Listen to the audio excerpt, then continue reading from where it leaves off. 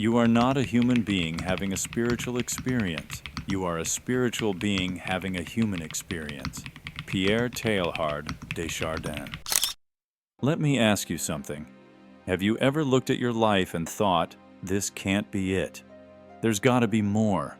Like, maybe you were meant for something bigger, something deeper, something you can't quite put into words, but you feel it. That's not your imagination. That's your soul talking. Because here's the truth most people never hear. You chose this life. Yeah. You didn't just randomly show up here. You didn't get dropped into a body by accident. Before you were born, you chose your path, your challenges, your gifts, even your pain. Why? Because your soul came here for a mission, not just to survive, not just to fit in, not just to go to school, pay bills, and die. You came here to remember who you are. But here's the catch. Part of the deal was forgetting. Forgetting the plan, forgetting the mission, forgetting that you're more than just flesh and bone. And that forgetting, it's not a mistake. It's part of the game. Because this life, it's a test, a classroom, a mirror. And the goal isn't to collect stuff or be perfect. The goal is to wake up in the middle of it, to feel lost, broken, unsure, and still remember, I'm here for a reason. But the world doesn't want you to remember that. It teaches you to conform, to fear, to doubt.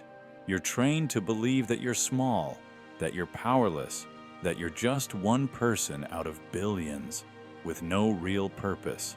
But deep down, you know that's a lie, because you've had those moments, quiet ones, late at night, early in the morning, right before falling asleep, moments where you feel something, like a pull, like a whisper, like a voice inside saying, you're meant for more.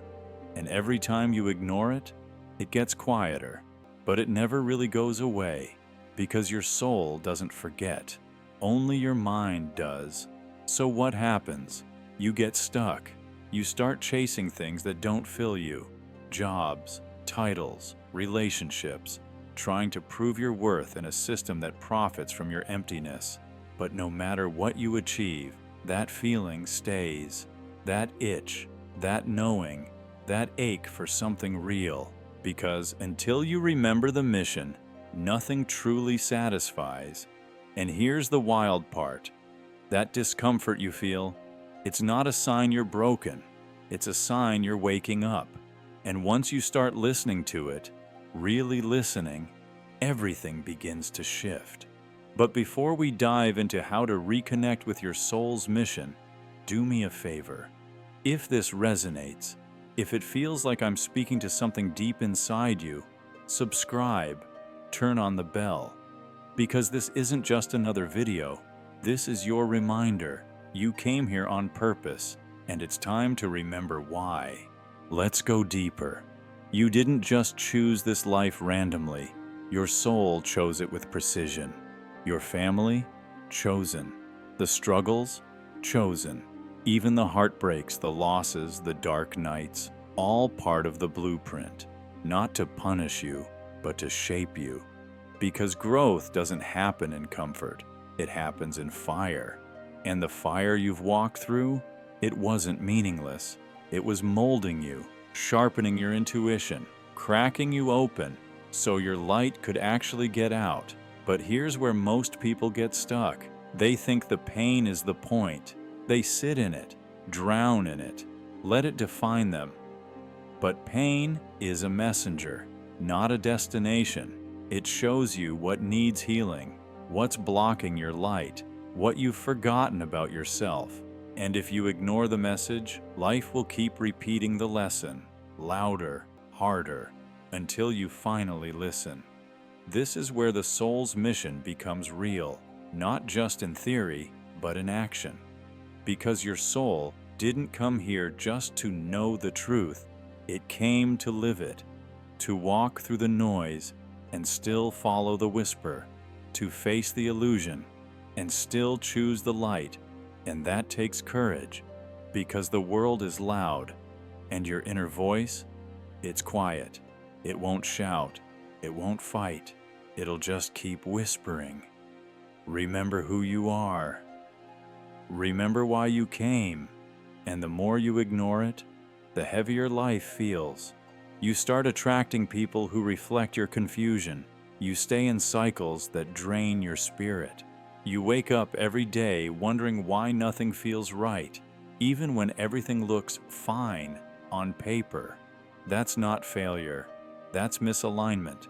Because when your outer world doesn't match your inner truth, you suffer.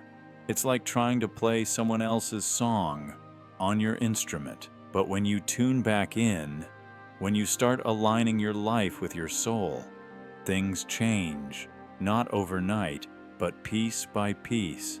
You stop forcing, you start flowing, you stop chasing validation, you start trusting your knowing. You let go of the masks, the performance, the fake smiles, and you begin to live as you, raw, real, radiant. And the people who can't handle that, they fall away. But the ones who remain, they see you, really see you. And that's when life starts to feel home. So if you're in the in-between right now, not where you were, but not fully where you're meant to be, good. That means you're waking up. Keep going. You're getting closer. So now what? You've heard the whisper. You've felt the pull. You've started to remember. Now comes the real step. Choosing to live aligned. That means questioning everything. The job that drains you, the friends that numb you, the habits that keep you stuck. You start asking, does this feel like truth? Is this who I really am? Or is this who I was trained to be? And when the answers feel uncomfortable, that's good. It means the programming is breaking, the mask is cracking, the real you is rising. Now listen, living aligned doesn't mean you become perfect. It means you become aware. You start seeing life differently. Every challenge, a mirror. Every delay, a redirect. Every emotion, a message. You begin to trust the inner nudges, the random gut feelings, the dreams that won't let go. And you stop asking for permission to be yourself. You just become. You start speaking your truth, even when your voice shakes. You start creating, even if no one's watching yet. You start honoring your energy, your time, your vision. That's alignment. That's power. And guess what happens when you live from that place? The right people show up. The right doors open. The universe starts to respond because you're finally speaking its language. Not fear, not force, but frequency. The frequency of a soul on purpose. You stop trying to fix your life and you start embodying your light. You stop hiding your weirdness, your wounds, your wisdom, and you wear it like armor. Because now you know everything you've been through, every mistake, every setback, every scar. It was preparing you, training you, forging you, not to break, but to wake. So maybe you don't have it all figured out yet. That's okay. You're not late. You're not behind. You're right on time. This is the moment your soul has been waiting for. To remember, to rise, to return to the mission. So tell me, what part of your mission are you finally ready to remember?